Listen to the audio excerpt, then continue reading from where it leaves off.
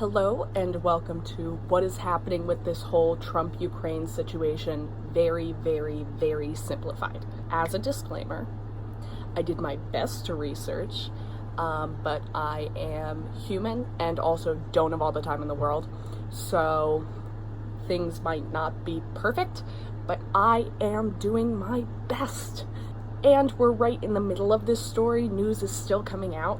So I am going to link a bunch of sources in the description, and feel free to look at those and try and keep updated, but these are the basics. This is what you need to know as of the day I'm filming this, which is September 29th.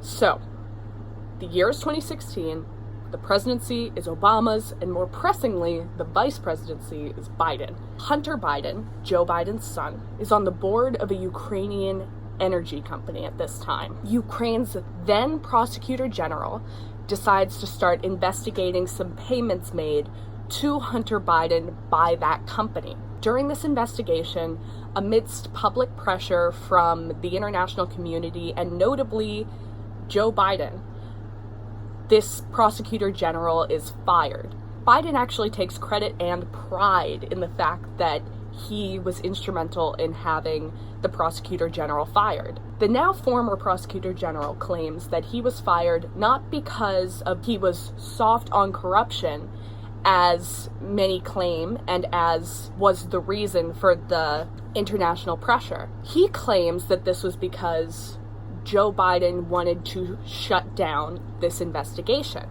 So shortly after this firing, this investigation is closed, and the Ukrainian government reports that they found nothing suspicious in payments made to Hunter Biden by the gas company.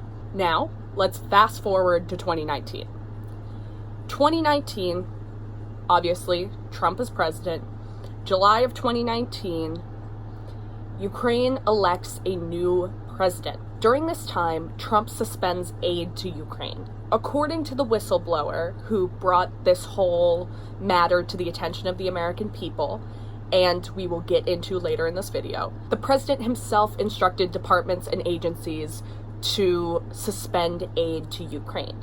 As to why he did this, Trump's claims have been somewhat inconsistent. At times, he's claimed that it's because he felt that America was paying more than their fair share in aid to Ukraine. At other times, he's claimed that he's worried about corruption in Ukraine, which notably the U.S. Undersecretary of Defense told NPR that he had certified that the Ukraine was taking substantial actions to reduce corruption in the country.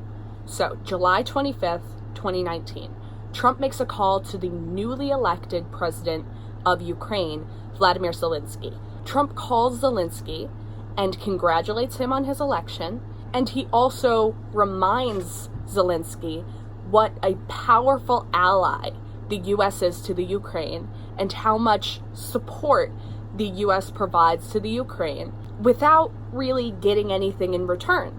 He then also mentions the investigation into Hunter Biden and suggests that maybe the Ukrainian government should look into it again. Warning, warning, this is the crime part. Y'all, it's the crime alarm. Here is the issue. Many worry that this is a kind of quid pro quo, that Trump was insinuating that the U.S. would continue to suspend aid to Ukraine if Zelensky was not willing to reopen the investigation into Hunter Biden. If this is the case, Trump would be using his position to solicit foreign interference in an election for political gain.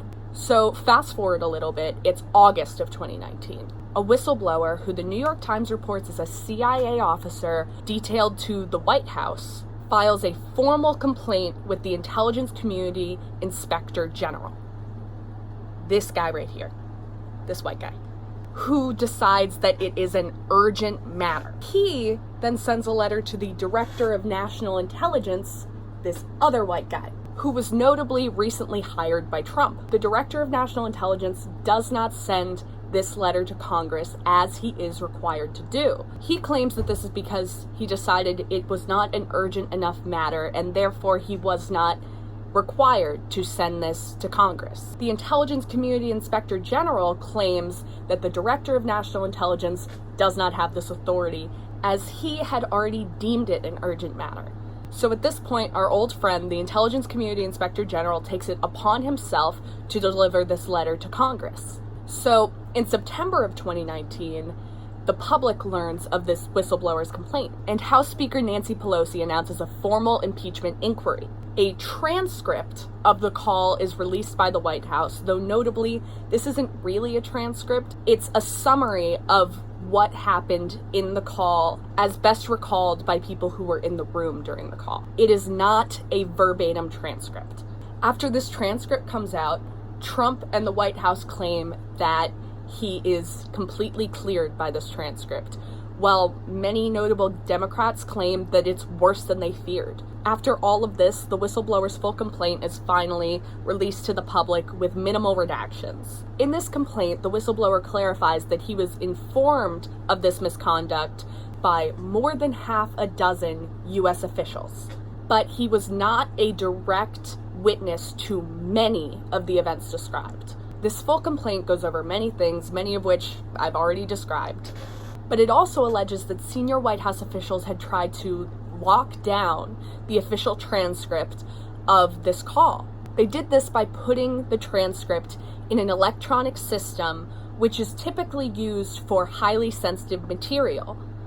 The transcript to this call was notably not a threat to national security, thus this was an inappropriate use of this system. The whistleblower also alleges that this is not the first time the administration has done this. Now, remember how I mentioned the whole quid pro quo thing earlier? Well, both Trump and Zelensky claim that there was no coercion on the part of Trump to get Zelensky to do him any favors. However, the whistleblower's complaint claims that many U.S. officials told him that Ukrainian leadership was led to believe that any further meetings or phone calls between Trump and Zelensky would depend on Zelensky's willingness to, quote, play ball. So this is about as much as we know right now, though I would like to add in this terrifying little clip of Trump at a private event the other day. Who's the person who gave the whistleblower the information? Because that's close to a spy. You know what we used to do in the old days when we were smart, right? With spies and treason.